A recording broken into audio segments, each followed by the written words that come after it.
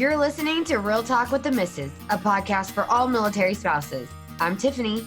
And I'm Tara. We hope this podcast helps spouses defeat the loneliness and isolation of being in the military world.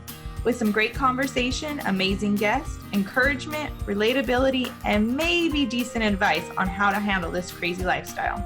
We really are dreaming big with this, so please help us build this community and speak life into one another.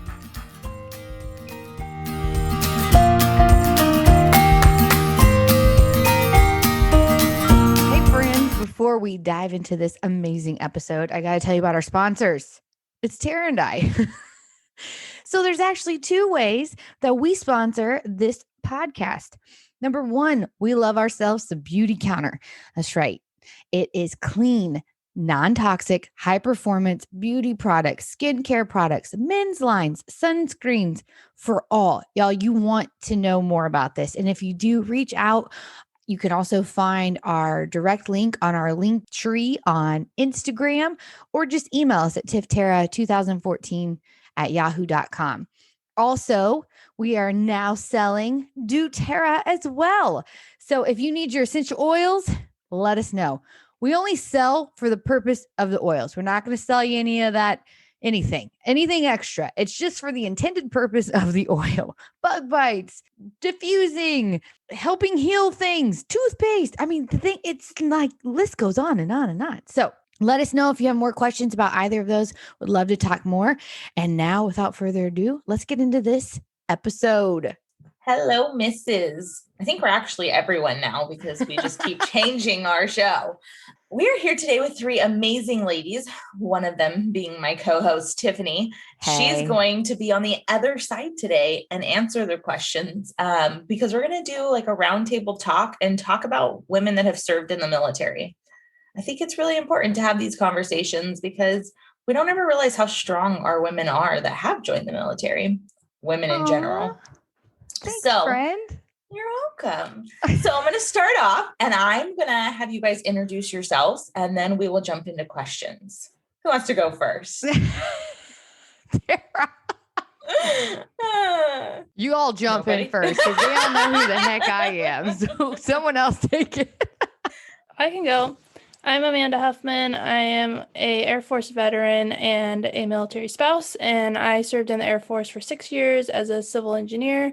I deployed to Afghanistan with the Army because that's fun.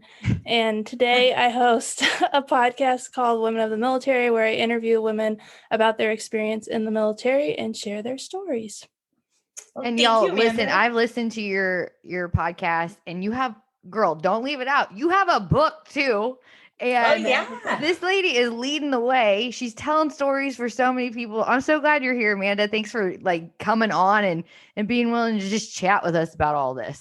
I'm excited to be here. Thank you for inviting me. Heck yeah, you showed up. That's like step one. We're on a roll. Right. We are on a roll. Next up is this lady chilling in her RV. Yes. Hi, my name's Alana Wilson, and I also am an Air Force veteran. I served for 4 years, and I was in the medical fields with things, and now I've sort of transitioned into the natural lifestyle with things. And so we are Adventures of a Natural Family, and we live a crazy adventure life. And honestly, we kind of just figure things out as we go. We have no game plan for life. That's the best way to do it. I just saw a doTERRA mist go by your face. I know she's diffusing something right now. Yes, she is. I totally saw it. I was like, I see it going. Wait, is that one not plug in? No, this is a chargeable one. What? I've been looking for one. That's a side note, y'all, but I think I need that. Link in the description, right? Yeah. Right. Your back office, ladies. You know That's what's really awesome cute. is all three of you guys do oils with me now. We do? I love it. We're in the doTERRA family. I love it. Well, I mean, it's in your camper, but I want that for my camper so I don't have to plug it in all the time. All right, we're going to talk afterwards. Yeah. So you guys know Tiffany. And now you know Alana and Amanda and a little bit about them. We're here because we just want to kind of get to know you guys and a little bit about how you felt about being in the military as a woman. So we're going to start off with our first question as to why did you join the military? I was bored. My mom's still mad at me. I went actually to the recruiting office initially to talk my friend out of it. And then I came home and I told my mom I was going to go join the military. And the thing was, is my parents were so sweet. They didn't go to college and they had saved up. My dad had been saving up since I was born. I had a full ride via my mom and dad to go to whatever college I wanted. And this was right around the Jessica Lynch, like her whole situation. In fact, my TID, I get confused now what they were called. I don't remember. He made a Jessica Lynch doll and hung it over my bed. I remember because someone brought a curling iron and he was very upset about it. Anyways, that's side note. But my mom was still really upset with me because I joined. And so I initially started out because I was bored. And then slowly it became one of the best decisions I've ever made because I was a hot mess express. So it turned out to be a good thing. But it was all by the grace of God that I got through that. So yeah, that was mine. I'm bored today. Let me just go join the military. Water and whatever. And I'm like, I wanted something to do. So I was just like, okay. And some people told me I couldn't do it. And I was like, okay, I'll go try it. There you go. There's the reason. Somebody told her she couldn't do it. So she had to make it happen, y'all. Yep. I don't think I've ever heard that story. All these years I went later. to Annapolis and I saw a girl walk by in her Annapolis uniform. I don't know what they would call it, cadet uniform maybe. And I was like, whoa, that's sweet. I want to do that. And it was actually my aunt. Sorry, aunt. She was like, you could never do that. And I was like, okay. Which she was kind of right. I'm kind of still surprised, but it went fine. So anyways, that's my story. Who's up next? So I can share mine.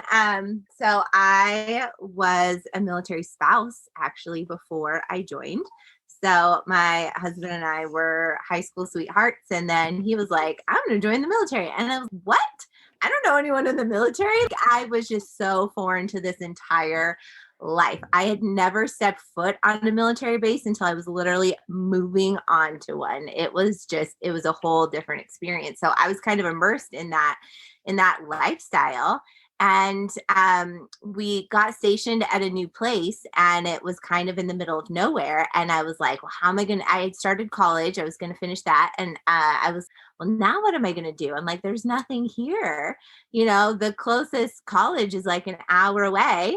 Right. And so I was like, what am I going to do? And I can totally join the Air Force. I would joke with my husband. I was like, if you could do it, I could do it.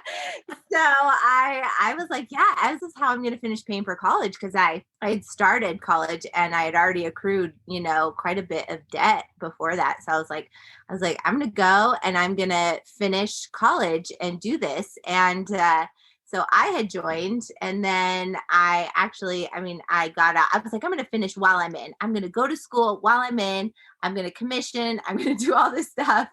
And then, the Air Force has different plans. And then, so I kind of got out with my GI Bill, but I didn't really accomplish all the things I was going to do when I went in. But yeah, I was super patriotic. I mean, I love this country and I was so proud to serve. So I like you, Tiffany, was like, it was one of the best decisions I ever made too. That's awesome. I mean, even if you didn't finish college, who cares? You had an experience, that's what college is about, minus the degree.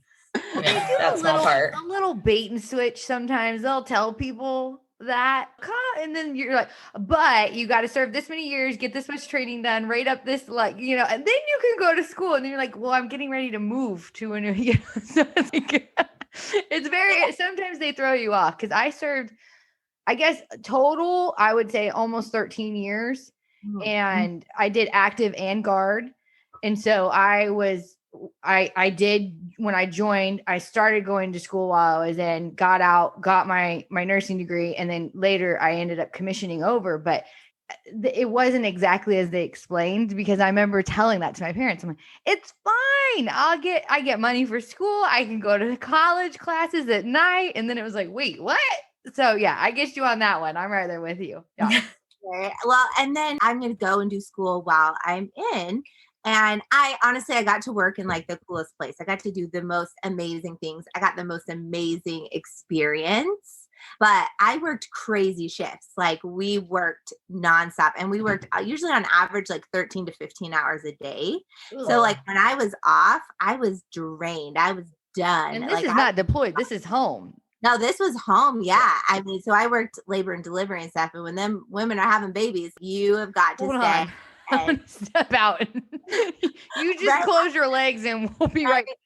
I gotta go. I'm sorry. Yeah. So, I mean, even on a good day, I mean, it was like 13 hours. And so it's like, I planned all this time to like go to school. And then I was like, this isn't realistic. I mean, I had to go and work my buns off when I was in, and then I was exhausted and I would just like go home and sleep. And it was either day shift, night shift. My husband was in too. And so he was home or he was deployed and all the things. And it would just, it just ended up not working out the way I had planned, but got the most amazing experience out of it. Nice. Isn't that God's way? We plan one way and he has a completely different idea. So, we can keep planning, but it never turns out the way we want it. All right, Amanda, you're on the hot seat. What's your story, girl? Why did you come in? So September 11th happened my senior year of high school, and I didn't really know the military existed before that point. And I thought that like there was a war and they just had people join the military. It doesn't work that way. I really had no clue. I love everyone's honesty. This is just good. It's true. And so I started looking into enlisting into the Air National Guard because my dad knew someone who worked at the Air Guard base in town. And while I was doing that, my friend was doing the ROTC program at the college that we were attending. And he was like, before you enlist, you should come hang out with me. And so we went to lunch and he told me about ROTC, made me go to the open house. And I went to that and I was like, I like this plan better. I can keep going to school. I don't have to commit to the Air Force. I can try it out, see if this is for me. And I ended up loving it and joined through the ROTC program. That's awesome. That's awesome. And I love that they have that program, like to give you a little bit of taste, because either you're going to absolutely love it like you did, or you're absolutely going to hate it. And you're like, thank God I did that before I moved my whole life and I can't get out for another 4 years. So that's what awesome. happened to Amanda while you were in the RO? Was it just that did the patriotism take over? Like, what did you feel while you were in ROTC that, yeah, I think I'm going to do this? I tell people I just felt like I was home. I knew that's where I was supposed to. It's like I had always needed something more or needed a purpose. And then when I started ROTC and learned about the Air Force, and then I had this like whole group of friends that I got to hang out with in college, and it was how I met my husband and all the things. And so it was home. So like once I found it, I wasn't going to leave. That makes sense, right? It's like, why would I leave a good thing? This works for me. Yeah. This is going well. I loved it. That's awesome. You get an extended family. So why am I going to walk away? You went to Afghanistan. How long were you in? And I know you're a mama, right? You've got two littles. How long were you in, and were you a parent when you had to deploy, or was that all prior to this part of your life? Yeah, that was all prior to. I was in for 6 years. I think I deployed around the 3-ish, 4-year point. Okay. And I was pregnant with my oldest, and I got out when he was 2 months old. 2 months. Okay. Yeah. Got it. That's why I ended up getting out once I got pregnant, only because of my husband's tempo and my tempo. And yeah, and it was one of those where it was, I'll exit. I mean, it was that day I signed I remember the paper. I remember my commander telling me, he's like, this is a really bad decision. You're making an emotional decision. I'm like, of course I'm making I'm pregnant. Like, what are you talking about? And I was like, I got to do what I got to do. And it was, it was so sad. I mean, I look back now, again, I needed to make that choice. Like, that was the right choice for my family, for my child. But I did not want to do that. And it was really, really hard, especially how many years I was like, but I'm so glad now, because I look back and I don't know if my family could have made it through that. My family comes first. And so, yeah, so I get you on that one. When you it's just, you gotta do what you gotta do sometimes. And it's all different for every single family and every situation. And for me, I was like, I gotta go. So that one's tough. I love that you all joined for different reasons. Tiffany, you were bored. One wanted to go to college, and the other one actually enjoyed it and was like, yeah, I want to do this. So it's like very different point of views as to why you started. So we'll jump into the next one. Do you feel a woman can do the same job?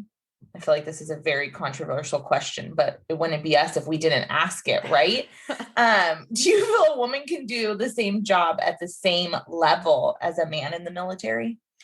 Okay, I think we can do it better, personally. She's like, hold my camouflage. I think that not every job is right for every woman, and the same thing, not every job is right for every man. But if you want to do it and you have the physical ability and the mindset to do it, there's nothing stopping you from doing it. When I was deployed with an infantry unit, and I couldn't serve in that unit, but I went on the same combat missions with them. And it was, a lot of people don't know the history of why the law changed. And it's not because the military was like, oh, let's be politically correct. It was because women were attached to infantry units for years until they finally were like, oh, maybe we should let women do this job since they're already doing it. And even then, they still got a bunch of pushback. So I think women are just as capable, if not more capable, than men. That makes sense. I'm glad you brought that up, because that is true. They've been doing it. They just called it a different job or just whatever, attached into a whole different unit, but still required them. And that also that's not why you join, is not for the glory and everything. But at the same time, it deters a lot of the achievements and the awards that they could be, eligible for. And that's just messed up. If she's willing to go over there and she puts her boots on too, and is willing to lay her life down, what's the freaking difference? Either it is or it isn't. But I agree with what interesting. It is. It's very interesting. I didn't realize that was the case. Like that you would go out, you couldn't have that name or that title, I should say, but you would go out and do the exact same job. But because you're a woman, you couldn't have that title. Well, it moved it into it's a little bigger than that, because it opened up women in to be able to be in combat positions, right? So it broadened it. So that's why they were hesitant. But I'm going to piggyback off what you said. A lot of times I think women handle things a lot better. Let's just say we know how to use our words. Okay. But I will say what you said, the physical, this is my only thing. I 1,000% agree. Do the job if you can do the job. None of this changing the standards for women or whatever.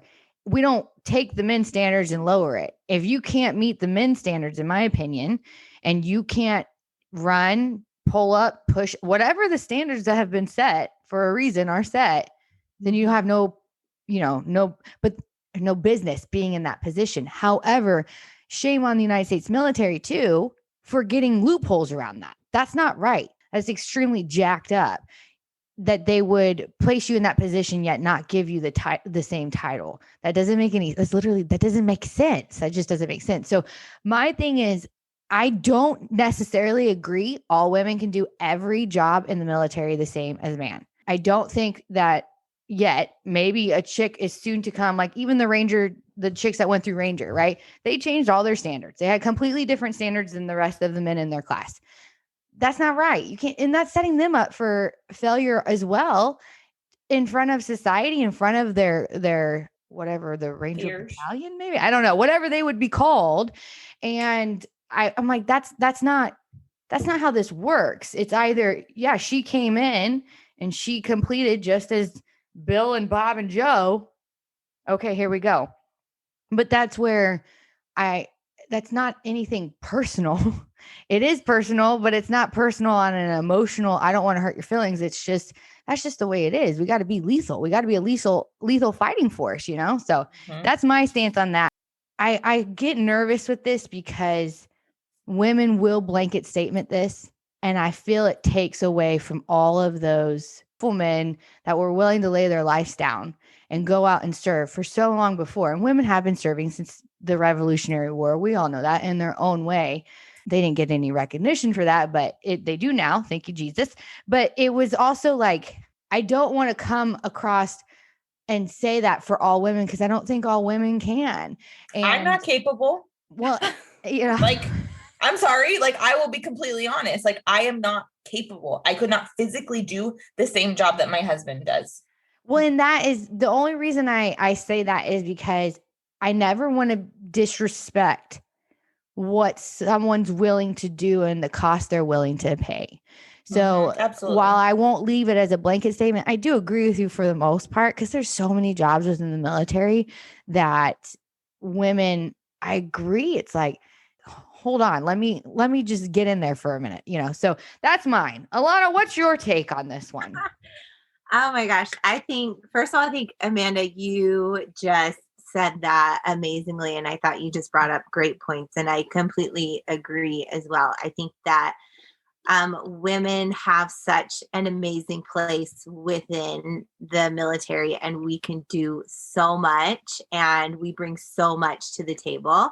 And I love that. Like, when I see like a woman in the military or woman vet, I'm just, like, I feel like my soul resonates with that person. Right. I'm just like, right. So I love it. I think I don't like the whole, one size fits all. Okay. So women can do this job, so all women can do this job, or, men can do this job, so all men can do this job. I think finding the right people for the right jobs is important, and it shouldn't matter gender or whatever. Like, if you're suited for that job, you should be able to do it. I mean, I came from the medical field there, where it is a more dominated woman field, but it doesn't mean that we didn't have amazing male nurses and male, every single job that we had in the hospital was, both, but it was more woman dominated, at least in my working experience. But it doesn't mean that there weren't amazing men that stepped up and fit that role really well. And I think that can be kind of applied to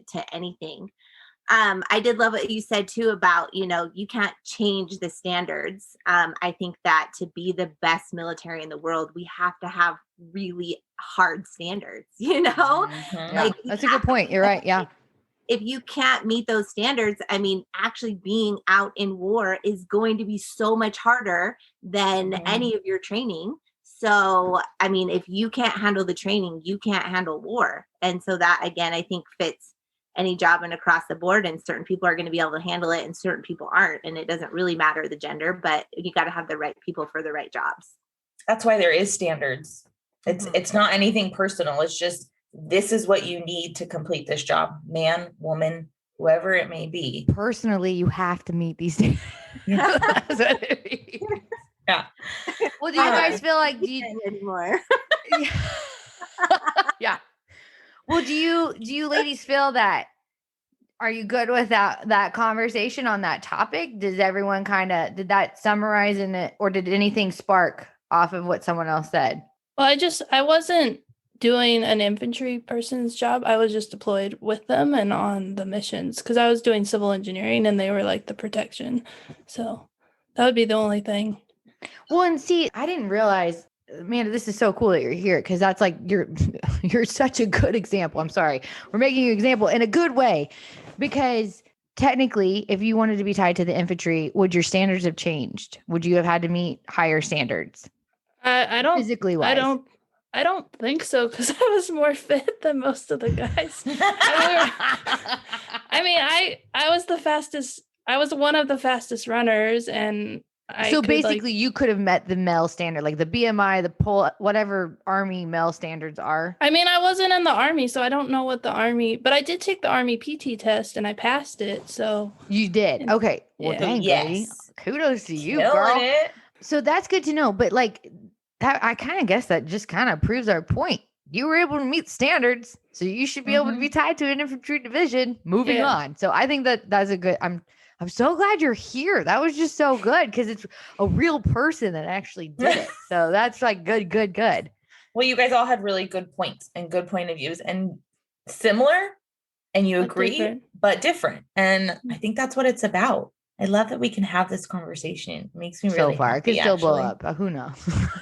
All right, calm down. We only have 2 more questions to go.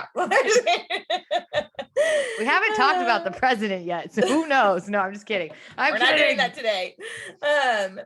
Do She you doesn't know. I forgot to tell her. We're talking about the presidential clip that we all watched, by the way. All right. Oh yes, but we're not going in depth. Oh no, not on our no. Do you think it's more important? Tiffany's trying to give me a heart attack, y'all. Do you think it's more important for the military to be lethal or inclusive / equal? I'll go ahead and start because I kind of answered this in the last one. Mhm. 1,000% more lethal. And in this whole inclusive, like ISIS doesn't care, Taliban doesn't care, no one cares. Your skin color, your gender, nothing. They just care that you're an American soldier and they want to kill you or whatever the case may be. And so for me, I want to know who's the best person that's going to step into that role. I actually got into a pretty big argument with this with my brother-in-law. The VA usually hires vets, right? I said, well, I don't agree with that in regards to the hospital or whatever. He said, what does that mean? I said, well, if you've got 2 people that are up for the same position, one's clearly more qualified to have that position and the other one's not, and you're the patient laying on the table, who do you want to come in and take over? Thank you for your service, but I need someone I want the best person in this position. Now, if it's a tiebreaker, right, they're clearly both pretty similar. Of course, I'm going to go with a veteran. That's just me. I love my vets. It's 1%. I'm going to go that route if I can. But again, it's not always whatever. So in my mind, I want whoever's going to be the most lethal, intimidating, quality members of the United States military. Do they always know? But we're getting you get what I'm saying. So I that's my 100%. I definitely agree. I definitely stand with, I would rather more lethal than not hurting someone's feelings. Yep, that's mine. I'm done. Well said. It's funny when I got that question because I actually did they mean to use lethal? Like but I really was like lethal or inclusive. To me, I don't even know how that's comparable. Like, I was like, hands down, like we need to be the best military in the world. We need to be the strongest. We need to be, the most lethal. People need to know, like, when we come into town, like, we mean business, you know? And I just wrote down as you were talking about this, war doesn't care about your feelings. It doesn't. You were just saying, like, if the other side especially does not care about your feelings and coming in with the right kind of mindset and ready for war and what you're actually out there to do, I think takes a lot of mental toughness.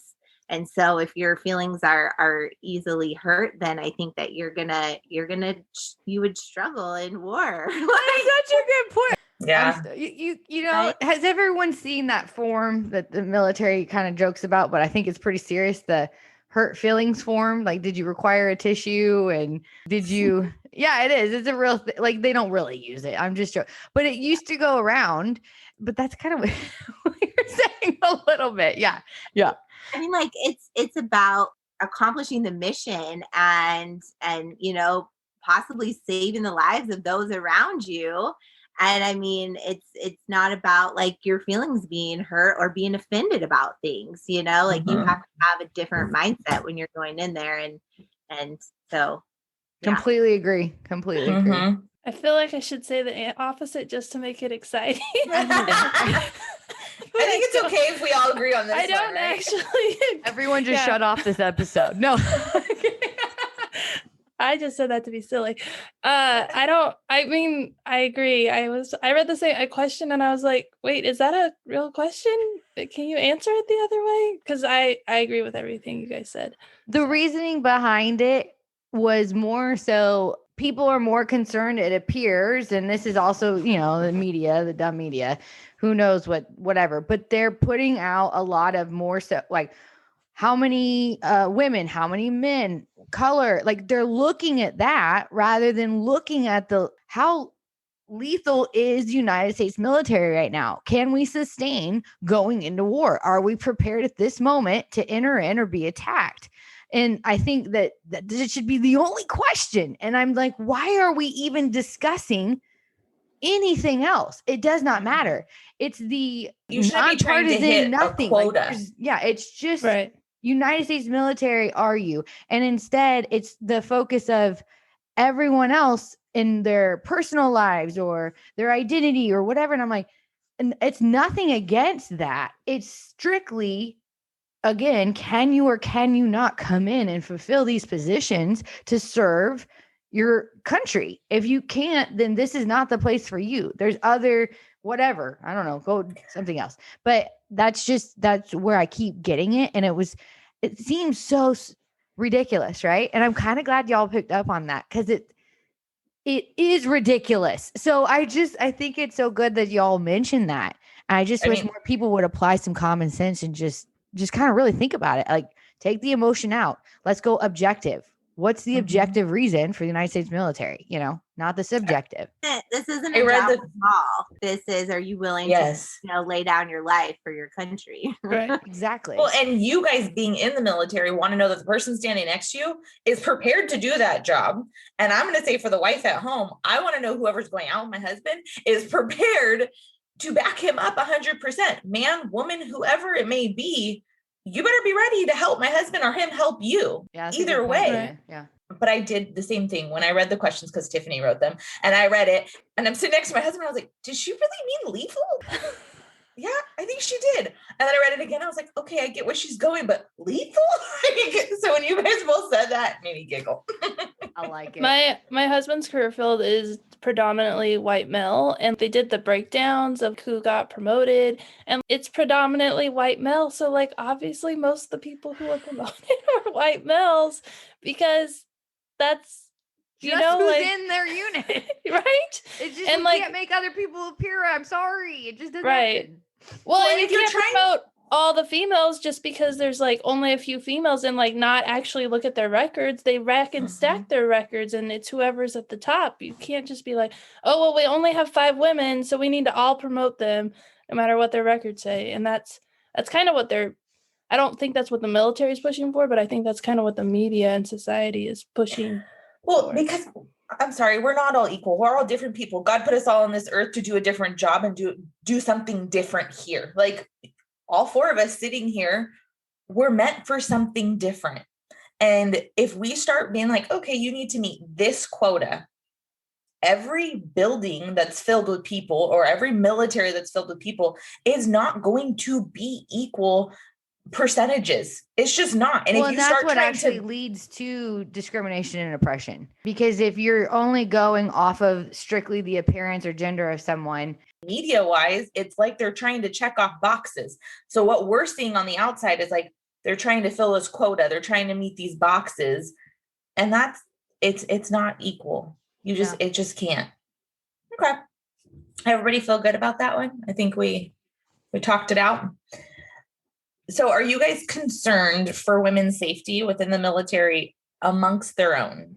For example, assault rate cases rising due to the intermingling of sexes. I should not be asking questions because I can't speak. You got through it. I believe in you. I can try that again if you'd like, but if not, go ahead and answer. You got it. Well, I for one absolutely am. This is something that, I mean, I've had many friends. I won't make people go, like, I won't go into too much detail. I don't want to make people uncomfortable because you never know someone's past, but I had many friends that this happened to them. I still to this day don't know why that never happened to me. It did not, but I clearly remember getting a phone call. A guy called me from my friend's phone and said, "Hey, your friend's in the bathroom." And I went, and he had roofied her drink in a movie theater. And, whatever, we'll keep going in case I don't think there should, no kids listening. But anyways, and so and it was the movie theater on base, there was instances that have occurred, and that was just one. Okay. And so, and even for myself, I was put into many positions at times where I was the only female with a bunch of dudes. I mean, I'm sorry, but no, not everyone's good at their core. And again, for some reason that didn't happen to me. However, I remember looking back now and thinking, oh my gosh, what if my daughter had been in those same scenarios as me? And now moving forward with the military changing and twist, like the potentially removing like the gender roles, right? So if you are a man or a woman that identifies and you can be in, we're removing protective places that women can at least go to prevent someone who could potentially just be, using that for the wrong reasons, for their own whatever.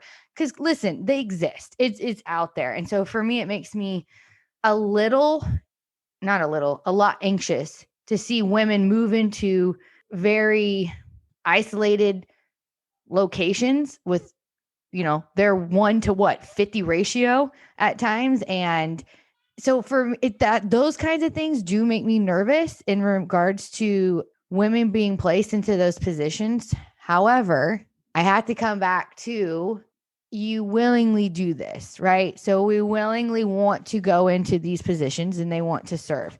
If something, an act of evil or hate occurs, it obviously is not their fault by any means, but we have to respect their decision that they want to serve in that position, and they're at the cost that it may come with. And it should, hope to God that never happens, but it does happen. And it makes you, like literally I'm hot right now because it just boils my blood. I want to, like, it breaks my heart that this happens to women when they're simply trying to serve their country. But we have to also approach this with the reality. And the reality is it is an increased risk. If you are a female entering into the United States military and you are going to be potentially in places where you're alone with a very high ratio of men to women, right? You're going to potentially be at risk for a sexual assault or a rape or whatever the case may be, harassment. So I do think, or I do worry about women's safety in the military. I think that I'm really hopeful that with the policies being made on Capitol Hill to change the way the laws are written, because right now if someone rapes a woman in the military and even if they get the conviction and it goes up to the commander can flip it over and make it go away. And yeah, I know. Oh and that causes women, yes, that causes women not to report, that causes women to like not get the respect in their unit. And I think the way the laws are written and the way that the culture of the military is, it has to start by like changing that law and then fixing all the other laws that are broken in the process. And then we'll be able to see positive change, because I think the culture part starts from the way that you can get away with it. Right. Like, yeah. If guys know that it can get turned over, even if they get reported and they get convicted at a military trial, it can get turned over. And like, I heard a really good episode on the spouse angle where she talked to a retired colonel who left the military because he was the judge and that happened. And he was like horrified for the young lady who's went through all that. And he's working on Capitol Hill to get that changed. And I feel like those are the big problems that the military's had for years, and we need to change that. I also was really lucky because I was so stupid and naive and I had no clue, because, like, these are your brothers, you're supposed to be able to trust them. And like, I was in situations that could have went bad. And I was just lucky that either I was with the right person and I trusted the right person. I think another thing that I'm really passionate, because I'm trying to help women join the military, is making them aware of what is out there and to make better choices than I made. Yes. Sorry. Right? Yes. No, for real. I remember looking back at Dumb Tiffany in a bar with 25 freaking men and only me. What was I even thinking? Oh, but they're my friends. No, they're not. Like, what are you doing? And so like, it's like, I want to go up to all the women going in and be like, let's have a real conversation. Should this happen to you? No, I hope to God it never does. But Could it? Yes. If you make really stupid decisions and at least don't do what you can, you're going to take precautions, right? In most things, you put your seatbelt on. Doesn't mean you still might not die in a car wreck, but you put on the seatbelt and you think and you whatever. If they would talk to women in a real briefing, not this is what no means. And if you've had drugs or drugs, if you, if you've had alcohol and, it's like, no, let's have real conversation. Hey, I get it. But if you wear that outfit, unfortunately, and walk into this bar all by yourself, I'm telling you, don't do it. Should it happen to you? Absolutely not. You never ask for it. I would love to do so many things to these men that do this. But at the same time, let's also prepare. You're going to train, right, for a marathon. You're going to train for the military. Let's train you to enter into positions where you enter in wisely as best as you can, because evil exists. It's roaming everywhere and it's just prying, and it's disgusting and disturbing, but it is. That's the same thing I would tell my daughter, by the way. And I'll tell her before she goes to college or, oh, Lord, help me. School in general. Don't tell her dad that. He's terrified. Okay. I could have added that question on, but I decided to But Alana, did you have anything to add to that? So first of all, I think every story like breaks my heart that comes out about a woman. And I've seen a few lately that have just been soul crushing, and to see like women reaching out on social media and things like that because she's not finding help hurts me to my core. Those are the women that like Vanessa, what was her last name? Vanessa Guillen. Yes. Yeah. Like her story. What the crap? Yeah, absolutely. And I mean, like there's so many, and I can't even imagine having gone through that situation and then to literally be tormented for years because you're trying to get help, or your leadership, like you're still having to work with the person that did that to you, or the fact that there's this, good old boys club or whatever it is that is putting these protections in place or sweeping things under the rug. I want to get so angry, and so it just kills me to see that, and to see the heartbreak on these girls' faces, especially when they have to bring their story to the world. Can you imagine having to do that? And then now you have to bring your story to the world because you're at the end of your rope. I mean, like I would also love to see what is the statistic of, suicide or different things like that, because like when you're out of answers, you're out of solutions, like you're just broken. And I mean, it kills me. And not enough protection, the fear of retaliation. I mean, all of these things. And we've gone through a lot in the military. Like I've never experienced things like that, but like I've experienced different things in my career and in my husband's career, and like looking for help in certain situations and not getting it. And that is just unacceptable for the military member, unacceptable for families. I mean, I could go on and on. But there's some things that need to change. And I don't know, honestly, where that change comes from, because I feel like, from the top down is not nearly as effective as the bottom up. Like we need to be reaching these like entry level sergeants and these entry level people in position of leadership, and changing their training, changing the way that they're taught, talking about leadership stuff. I mean, like people, I only know Air Force experience, but it's like, oh, okay, now you're a sergeant, now you're over people, but like there's no real leadership training at all, and like I think there needs to be a big change there, because those are the frontline people that can change the culture within the military. The culture is not changing with lawmakers. I mean, yeah, they can do these laws and that's great, but I think if you really want to change the culture, it needs to start way, way lower.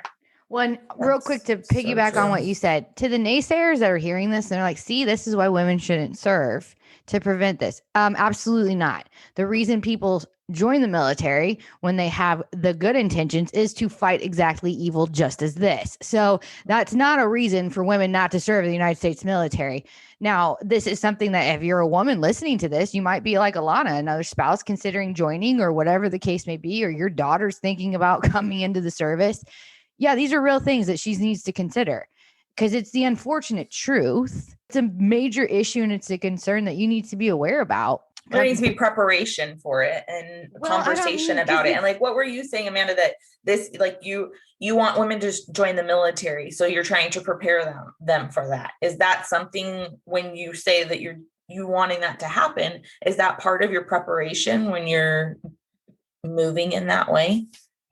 Yeah, I'm working on a book, and last night I actually was working on the chapter about military sexual trauma, and I was writing a list of rules that I was like, these are the rules that you should start with and then fix them so that they're your personality, because I want women to be aware, and one of the rules is don't date anyone for 6 months when you're new to a base. Get to know the people as friends, always hang out in a group with other women and men and never go alone. And that's like the first thing. And I was like, you can do it or you cannot. But like, this is what I would tell myself when I was going into the military. I was married, but when I was looking at enlisting, that's what I wish I would have known, because I just feel like the more you know, the better you can prepare yourself. And I feel like that's so smart. I love that idea, because you're absolutely right. There's things that we could be telling women as they're coming in, like the real things, to just set them up for success. What's going to happen in life may unfortunately happen on times, but for the most part, if we can guide them in that direction, that's gold. And that's you're planting that seed. People. You're planting that seed in the back of their head. So when those moments come up, instead of just walking into a bar with 25 men, I mean, like, I'm fine, it's going to be okay. They can think about that before that situation happens. But like, okay, wait, I read that, I heard that, like, I need to prepare myself differently. I need to not do this. I need to get in an Uber and go home, or I need to make sure that I'm inviting other females to be with me so that I'm staying with them. Like, planting that seed, it's the same thing we hope to do with all of our children and women in general. We have to plant the seed so that we're aware, because sometimes, like you guys said, and like you guys did, you walked into situations being unaware of what the outcome could have been. And the reason I'm like, if someone's thinking, okay, Tiffany, you're exaggerating, why would you ever? Because I was the only woman with a bunch of men. It's a very realistic possibility. Like, that's not crazy. If I look back now, you're exactly right. I would tell myself then, hey, Tiff, I know you want to go have fun and I know you want to hang out with them, but this is not the time to do that. Like, unfortunately, this is going to be one of the costs that come with you being willing to serve your country as a woman. And because those are just some of the things that we have to step into and be able to, I guess, sacrifice. I mean, I don't want to say that's a sacrifice, but it can be when you're lonely and you just want to have fun and you don't want to worry about, well, this could, yeah, I'm invincible. No, you're not. You know, this could happen to you, unfortunately. And I think that's so wise. Amanda, that's so good. When's this book going to be done? Right? It's supposed to be done in July and then be published next year. Thank you. I just don't know Thank why you for thinking of that. Right? Thank you for doing that. It's so simple, and that would be impacting. Like, that would be extremely impactful for females to get their hands on before they walk in. Because can you imagine, y'all? I mean, you've got like 18-year-olds walking in. Like, another one you can add to your book. How about this one? When you're deployed, you're not. They don't really like you. Like, you're the only thing there. Like, wait till you get back. Right. If you get back and they're like, they still like you, then you go on a date with them. Right. Like a date, ladies. Like, that's where they take you. They pay for it, right? We're going to keep chivalry around because it's just good manners. It's just good practices and it shows character. But like, those are the things. Like, I remember women would come in and we would be, wherever deployed. And I remember, like, this sounds so mean. I'm not saying it to be mean, but like, she would say something to me. I was like, no. Like, I was just like, no, like, he doesn't. And she's like, but no. Like, I just wouldn't even let the sentence finish. And they would even come up to me. They'd be like, hey, Tiff. I was like, just stop. Like, and it wasn't me being mean. I know where this is going. And thank you. It's very flattering. but I'm literally the only thing around. I can't believe you right now. So, that's just how it happens, y'all. And my poor husband, he kind of paid for that because he was like, I was very standoffish because I was like, well, I was kind of the only thing around. So I had to be whatever. But that's me. And that was years ago. We met years ago and then reconnected later. So I love that story. But anywho, does anyone else have anything to add on to? Well, when I was deployed, I was a lieutenant, and I found out after I got home that the security forces, the infantry guys, got a stern talking to that they were not allowed to hit on any of the officers while deployed. And so one day we got to wear civilian clothes, I think on 4th of July. And so I had my hair down, and one of the guys hit on me, and he figured out who I was. And he was like, don't tell anyone this happened. And he ran away. And I was like, that was kind of weird. So when I was deployed, I was really lucky because I was on a tiny fob, and like almost all the guys were those the infantry guys who weren't allowed to talk to me. And so I was really lucky because of that. And so I think that like kind of skews my view of like how it was to be deployed, because we were at Bagram every once in a while, but I was always on this tiny fob, and it was a lot safer, and like we didn't lock our doors. It was so crazy. I'm like, why did we do that? So because you were just young and invincible. That's just what it was. I do want to add on to this while we're kind of on this subject. I didn't send you ladies with this question, but I want to just throw it out there. And if we don't have answers, we don't have answers. But in regards to everything we're talking about, something my husband kind of mentioned to me, because I think there's a lot of good men out there that are like, hey, for them, the day they have to send their wives and their daughters and their sisters off to war, it's not because they look down upon that. It's because they hold their lives higher than their own, right? Like there's some men that 100% that's how they view it. It's just that their life, a woman's life, is worth more than a man's in their eyes. And I think that's something very honorable. And I don't think there's anything wrong with that at all. I don't think they should do things that prevent women that want to join. But if that's their belief system, I honor that. And I think that's a very beautiful thing. And I think that's what, made this country so great, is that we've got such good men like that, willing to sacrifice and willing to do those things and whatever the case may be. But moving past that, I think that there's also I just kind of want to make that statement. That's more of a statement. You guys can, I don't know if anyone does. I see everyone nodding. So I think that everyone's okay with that. But there was another point my husband brought up, which was the draft. And it's the fact that I'm not going to speak for all women, or some women want the full access, right? Like we have, what has it been 5 years since women can be in any combat position? I think around that, whatever. Yeah. Yeah. Okay. And however, we're not required by law to sign up for the draft. So we want these same things, but then at the same time, you know what I'm saying?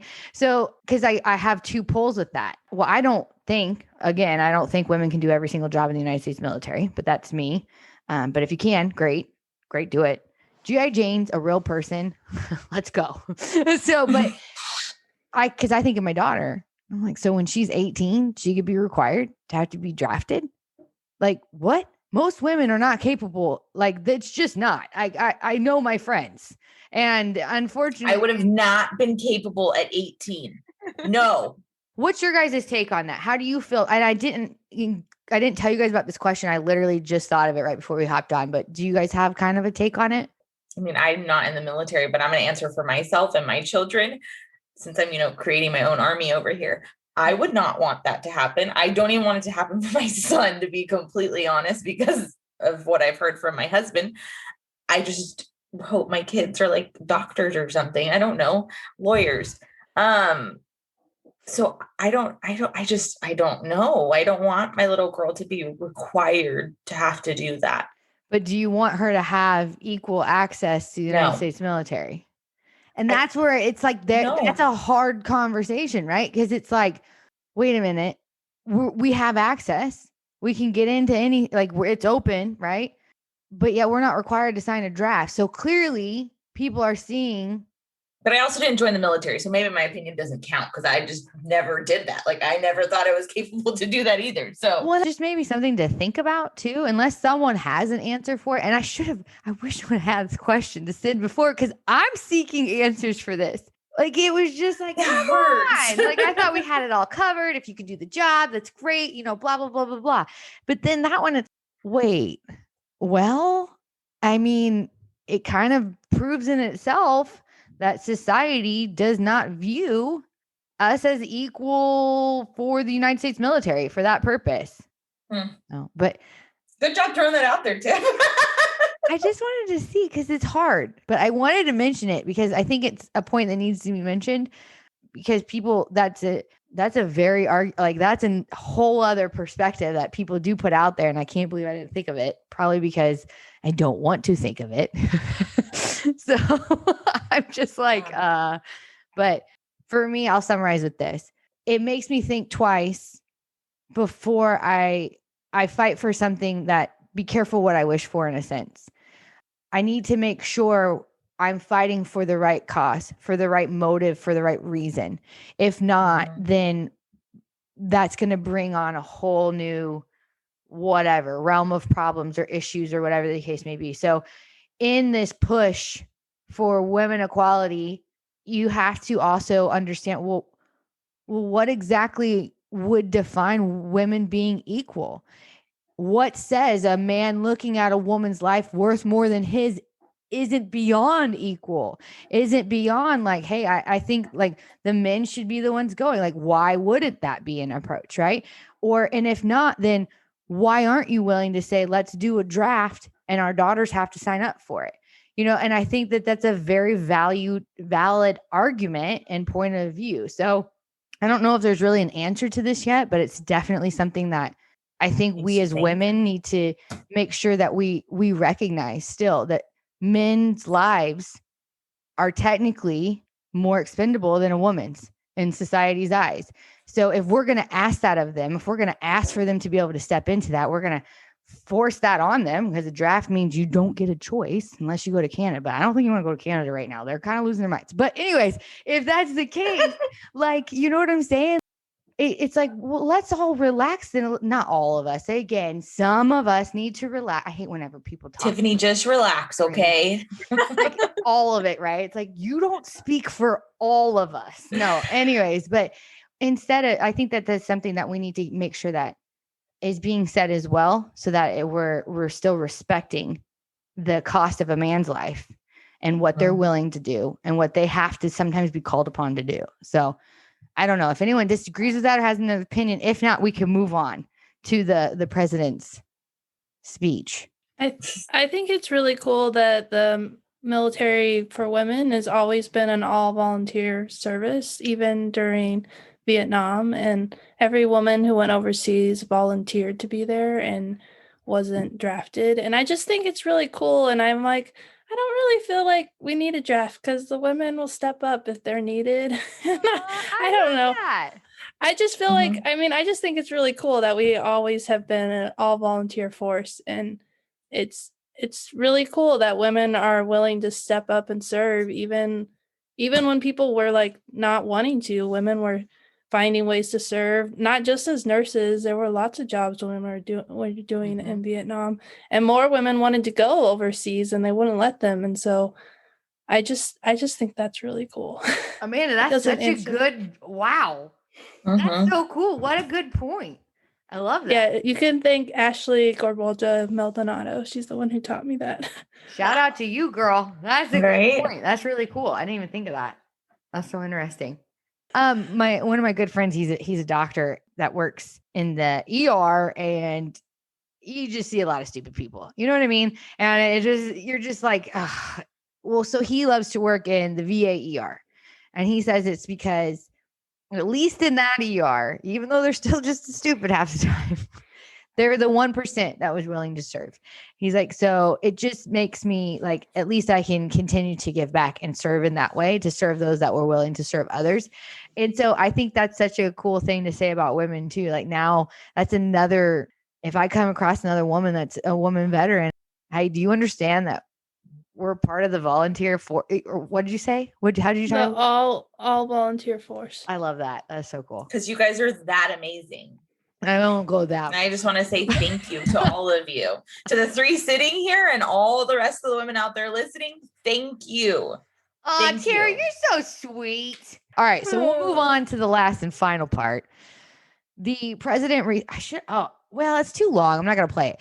I think you go YouTube. It's really long. You can go look it up if you want to look it up. But President Biden came out. There's 2 female generals that did they get promoted to general or just one was already general? She just got a new job, and then and then the other one got promoted to general because one was a 4-star and one got promoted to general, I believe. And as he was speaking, it was Women's Day, I think, and he was saying that I'm trying to give a little context in regards to the video of what we watched because we all watched it before we came on. And he was trying to basically say what our advancements were for women in the military. And he listed 3 main things. He listed body armor made more specifically for women because we got the breastises, and flight suits for pregnant women and hairstyle changes. And I think that's it, right? Did I cover them all? I think so. Those are the 3 main ones. And then basically that women are able to serve in any aspect of the military that they want. So I watched the video. Y'all watched the video. Does someone want to say just kind of what did you feel or think after seeing his speech?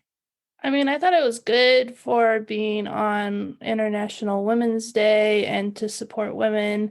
And I'm really excited about the hair change, like even though I'm not in. And I think that the stuff that they're doing, not that the new president had anything to do with any of the things he mentioned, because all that stuff, I know I did a whole article. Thank you for mentioning that because I was going to. I did a whole article on the Free the Bun movement and how many years and how many people advocated to make those changes. How many moldy buns and eczema on the bottom. Yeah, and it was all people in the military, not people on Capitol Hill. It was an internal thing, and it's really exciting. And I think it's important to like highlight women and to celebrate what we've done. I just thought it was like a nice thing, but I didn't feel like it was one way or the other. Perfect. Amanda, I didn't know you wrote a blog on this. Now I want to go read. Is this on your work? It's actually a YouTube video on Girls Guide to the Military. What? And what's your name? Is it Amanda Huffman? No, Girls Guide to the Military. Oh, Girls Guide to the Military. Sorry, I cut you off. Okay, Girls Guide to the Military on YouTube. I'm gonna go watch that. I want to know because there's hair, and if you never served, there's a reason that you have to have certain standards. For one, if you're working around planes or copters, whatever the case may be, you got to have your hair contained and gas masks as well. But you take your hair out to put your gas mask on, so it was always very confusing as a woman. Right. But at the same time, there needs to be standards for women. But we're always like, but why does it gotta be a bun? Because sometimes like women would. I mean, I'm not making this up. I remember in basic training, like so many people's hair got moldy because it was disgusting because it was always in a bun. Like the bottom of my scalp is still jacked up to this day from having to wear a bun every day. Do you remember the red bumps? Like the red bumps? Like I chopped my hair off and I still got those red bumps because it was like always wet because you were either like taking a shower or sweating or whatever, and I had to like toss my hair out. 125 degrees and it just I would literally wash my hair one time a week. Like I would wash it on Sundays when we got like 3 more minutes for a shower, like a little bit more time. All the rest of the times I was like, I ain't got time to wash this and redo it. So it was like you would do it on Sunday, you would put it up, and then it would last you the week. And like every day, what would you do? You just put more hairspray on it and lick it down. It was like a helmet that seriously, and the girls, mine weren't too bad, but man, those girls would have just bumps of like it just like pulling your hair out at the bottom because like you didn't want to get yelled at. So I mean, oh my gosh, you guys. It was serious. It was serious. So right. like this hair change is like literally probably like the biggest thing for like a woman in the military. But I do have to say, I did like my buns. Which ones, Alana? Guns in the military. That works, girl. Oh my gosh. Here I am not in the military wearing a bun and loving it, but it's not because I had to. It's just because I like the style. And you would take a white sock and you would cut the toe off. You'd roll it down and make a donut, and then you'd stick it on your hair. Okay, well, moving. I had black sock though. My hair was too dark. Oh yeah, you did. I think I had you too, because I had brown hair. This is before, because you can't dye your hair. And oh man, I was so ugly. I got so fat. Like it was so bad. Everyone was super anxious when they would yell at you, and I'm still eating. Like it didn't bother me. I would just eat. Anyways, I did it because they told me we were going to work out a lot, and so I ate. Everything. And that was not good for me. My dad literally was like, "What happened?" And I was like, "I don't know, Dad." He's like, "I thought yours was..." Anyway, okay. Love you, Dad. You're the best. Alana, what was your take of President Biden's speech? I love to see women recognized, for doing amazing things. So I mean, I'm always all for that. Yeah, like the changes to the hairstyle, I think is great.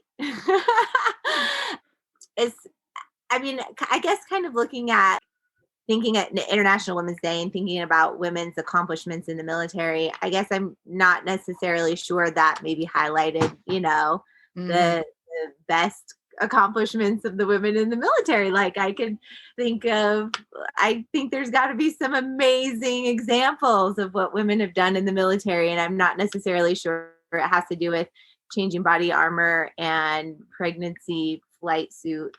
Because you can't fly in your second trimester when you are. Anyways, I was going to say, like, I'm not even sure what the rules are as far as women flying into pregnancy. I mean, I worked labor and delivery, and it was more so on, making sure that you were taking care of yourself, and now your ankles are too swollen to wear your boots. Yeah, right. I agree with you. I will come out and I'll say the polar opposite. I couldn't stand most of what he said. I loved the women that got promoted. Absolutely. That was spot on. I liked hearing their stories. It was like, that's sweet. That part was awesome. Good to those ladies. Seriously, you're never going to listen to this, but if you do, congratulations. I think that's awesome. The one chick flew Black Hawk. You got my respect all the way. Mm-hmm. And because, I mean, I don't know if anyone understands the life expectancy for a helicopter pilot during wartime, which has been going on, for quite a few years. So just saying, that lady, she was willing to do what she had to do. And that part was awesome. But like you said, towards the end, I almost made it make it sound like a joke. It really, in a sense, while I'm for the things like the hair, the body, I mean, the body art, yes, like it really does hurt. I don't have any, by the way, guys. I've been looking since I was 12. I can't find them. But the ladies that did, it was like, oh my gosh. But it was what it was. But there's a point at which, like, what a moment. It's Women's Day. We're promoting these two extremely accomplished women. This is a moment. And that's what you went with? Like, I was just, come on. And then he was like half asleep. Anyways, okay. So, but that was my take on it. It was just kind of a letdown, but it was nice to hear for the ladies that are serving in regards to the buds. But yeah, I mean, and I'm not going to sit here and bash the president, but I didn't appreciate that. I'm sure ISIS and Taliban were just shaking in their boots. No, like, what are you doing? This is the United States military. Focus on the Black Hawk chick. Like, let's focus on her and be like, ladies, this is women's. Talk about a mission she did. Talk about something that she went in and, honor under fire, whatever the case may be. And or like let them talk. Yeah. I bet their stories, like, they could have said, like, what does this moment mean to you? And that would have been more impactful than him talking. 100%. Because, like, he could have done the first part and then, like, here. Yeah. I agree. That's a good point, Amanda. I absolutely agree, because that was their moment. I'm sorry, sir. You've been elected into your position. These chicks had to work their butts off to get to this position. So let's give them the floor instead of leaving them back there as props. So, okay, I'll stop now. I'm going to go on a rant. But that's what I felt like. It was like a look. But no, these women need to be acknowledged. Like they actually deserve this promotion. This is good stuff. Let's go with this. Let's lead with this. So my rant is over. But that was my feelings on the video. My oldest was like, are those people or are they a picture?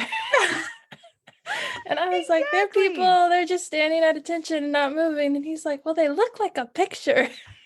Thank you to your little child for recognizing that.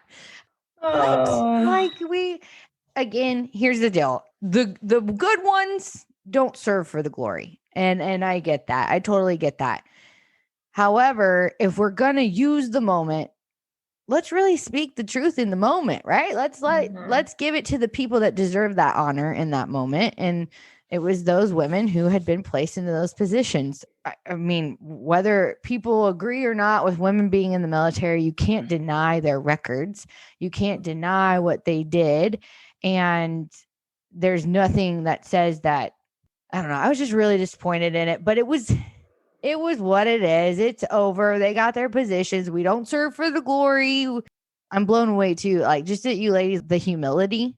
No one here is sitting here bragging and trying to talk themselves up to something. I mean, I think we can all agree the true heroes are the ones that didn't come home, right? It's the ones that never made it back, the ones that laid their life down and paid the ultimate sacrifice.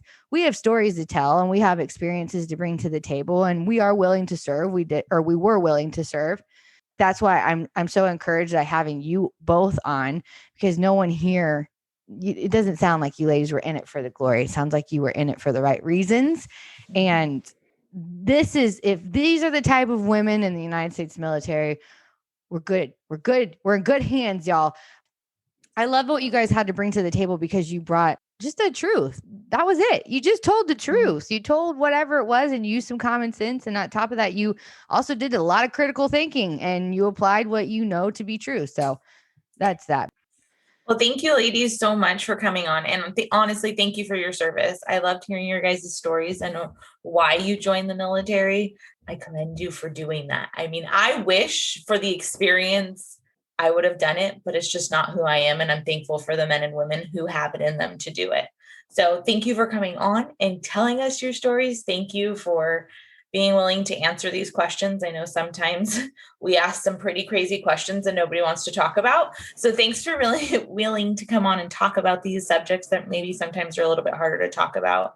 And Amanda, thank you for continuing to work towards more women being in the military and all the things that you're doing. I cannot wait to read that book because I think that that's going to be great for not only women that are joining the military, law enforcement, and just women in general. Right. Those are some good rules of thumb. Just, be smart and think before you act. So make sure you come back to us and let us know when you do that so we can help you out in promoting that. Also, these two are too humble. I want to make sure, where can they find you? Because Amanda, she's got a book out. She does a lot of stuff for women in the military. And Alana, she sells doTERRA. She's all about those oils. So Amanda, you go first. How can people do you want people to contact you, or how can they find you in your book? You can go to my website, which is airmantomom.com, and you can find the podcast Women of the Military on your favorite podcast app. And the book is on Amazon, and you can find it there. Women of the Military. It's also called Women of the Military. I love Thank it. you. Alana, you're up. Well, first of all, I have to just say, I just love having the opportunity to connect with other women and military women and spouses. And honestly, that's where my heart is. I love connection. I love people. And so anyways, this was amazing. I also I feel like it's been so long since like my military time. I feel like I've lived like an entire lifetime since then of like starting and building this huge business and being a mom and being a military spouse and doing all the military spouse things and stuff, so it feels like it's been an entire lifetime. So it's right. That's so true. It was fun going down memory lane. To kind of go back into like this crazy the glory days. Yeah, the glory days, right? I know. So I love that. So thank you guys so much for that. And I feel like, I feel so humbled, honestly, to be in all of your guys' presence, because you guys are all doing such amazing things. And I'm always just so inspired by everyone that I get to connect with. So thank you guys for Back that. at you, lady. Right. If you do want to connect with me, I do a few different things. Obviously, essential oils and doTERRA is my business, and my passion is just, obviously helping people be healthy and wellness and live, honestly, their best life possible. So I'm on Instagram. We are Adventures of a Natural Family. I'm on Facebook. Our website is adventuresofanaturalfamily.com. So you can check out our blog and stuff on there. And then I also run a military spouse group, so MilSpouse Tribe. So if you are looking for more connection within the military community. Is that yours? Yeah. No way. No idea. Good to know. Okay. I was like, who is this? Okay. Got it. Yes. So MilSpouse Tribe. So if you're looking for more connection within the military community, places to get, support and ask questions and just connect with other military spouses, then you can find us on Facebook there. Nice. Awesome. Check out these ladies because they have amazing information and they're just fun to follow. Well, thank you, ladies. And thank you, Tiffany, for being on the other end of this tonight, even though you kind of played both hats, but thank you. We hope to talk to you guys soon, and God bless everyone.